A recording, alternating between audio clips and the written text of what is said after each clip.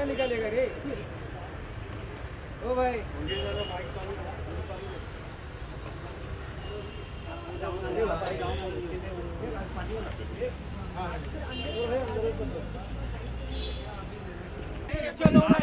शुरू करें।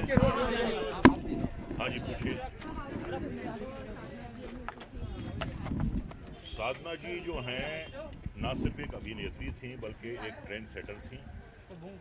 उनकी लोकप्रियता इतनी थी कि उनके जो बाल थे साधना कट, देश की लाखों लड़कियां साधना कट जैसे बाल रखती थीं। इन्होंने ही फैशन चलाया था चूड़ीदार कुर्ते का।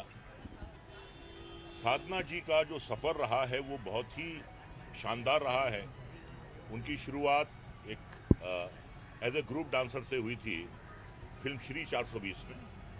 आपका जन्म कराची में हुआ था और पार्टीशन के बाद आपने माइग्रेट किया था अपने पेरेंट्स के साथ। और वो लड़की जो ग्रुप डांसर थी राज कपूर साहब की श्री 420 में, वही लड़की उनकी हीरोइन बनकर आई राज कपूर साहब के अपोजिट फिल्म दूल्हा दुल्हन में। बहुत अच्छा उनका करियर रहा है, बहुत लोकप्रिय थी। हर किस्म की फिल्मों में उन्होंने काम किया। उन्होंने ऋषिकेश मुखर्जी के साथ काम किया असली नकली में, बिमल रॉय के साथ काम किया उन्होंने परख में, मुस्लिम सोशल फिल्म की उन्होंने मेरे महबूब, राजकुमार की, आरजू की, और राज खोसला के साथ उन्होंने 3 सस्पेंस फिल्में की थी। वो कौन थी? अनीता और मेरा साया, बड़ी कामयाब फिल्में साबित हुई। B.R. चोपड़ा के साथ उन्होंने 1965 में फिल्म वक्त में काम किया था। अपने वक्त की वो सबसे लोकप्रिय अभिनेत्री थी। और उसके बाद दुर्भाग्यपूर्ण उन्हें खसरा निकल आया जिससे उनकी आंखों पर असर हुआ और उसके बाद उन्हें काम मिलना बंद हो गया। उनकी शादी हुई R.K. नैयर जो निर्देशक थे, उनकी पहली फिल्म के लव इन शिमला के जो 1960 में लगी थी। उनका निधन हो गया। उनके कोई औलाद नहीं थी। एक तो बीमारी थी, उन्हें तबीयत उनकी ठीक नहीं थी। उसके बाद अकेलापन, कोई फैमिली नहीं, कोई दोस्त नहीं, हस्बैंड नहीं, बच्चे नहीं। तो इस उम्र में जब एक महिला का एक परिवार होता है, वो परिवार उनका नहीं था, तो वो अकेलापन उन्हें बहुत सताता था और उसकी वजह से उनकी तबीयत ठीक नहीं होती थी। और इस घर का केस भी चल रहा था बहुत दिनों से। वो काफ़ी परेशान थी, काफ़ी दिनों से वो बीमार चल रही थी और आज आखिरी दिन उनका आ गया। एक उनका गाना मुझे याद आ रहा है, फिल्म वो कौन थी गा के, लग जा गले के फिर ये हंसी रात हो ना हो, शायद फिर इस जन्म में मुलाकात हो ना हो। अब इस जन्म में तो उनसे मुलाकात नहीं हो पाएगी, लेकिन जो उन्होंने काम किया है, जो उन्होंने अभिनय किया है, जो उन्होंने एक ट्रेंड सेट किया है, वो हमेशा रहेगा। और जब तक हिंदी फिल्म इंडस्ट्री है, जब उसका इतिहास लिखा जाएगा, तो साधना जी का नाम हमेशा सुनहरे अक्षरों में होगा। थैंक यू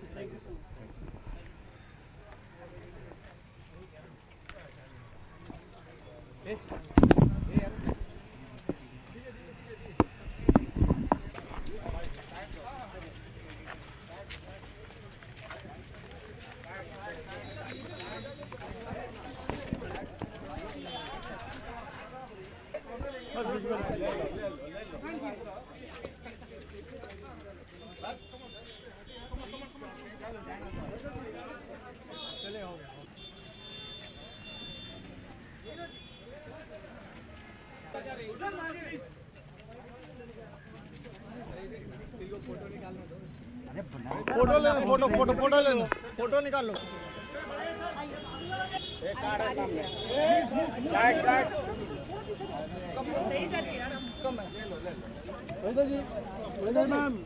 मैम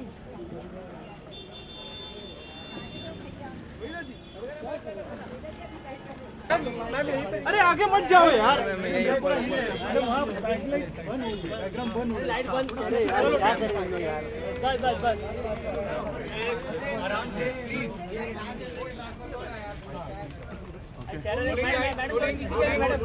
मैडम एक स्टेप ऊपर जाइए, ऊपर बस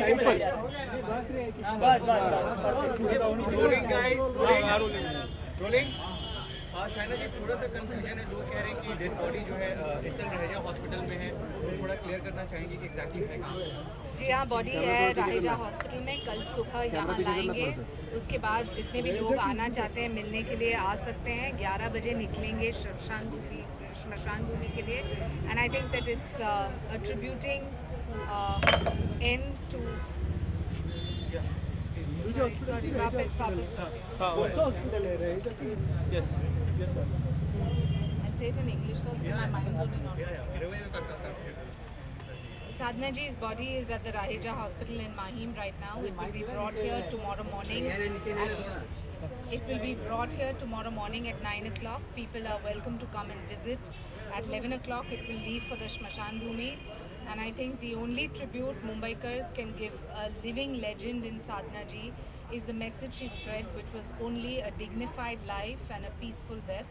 And may her soul rest in peace. And one more thing, I just wanted to know, she was died here or in the hospital? बहुत ज़्यादा कंफ्यूजन है कि कब हुई, कहाँ हुई और कब से वो बीमार है।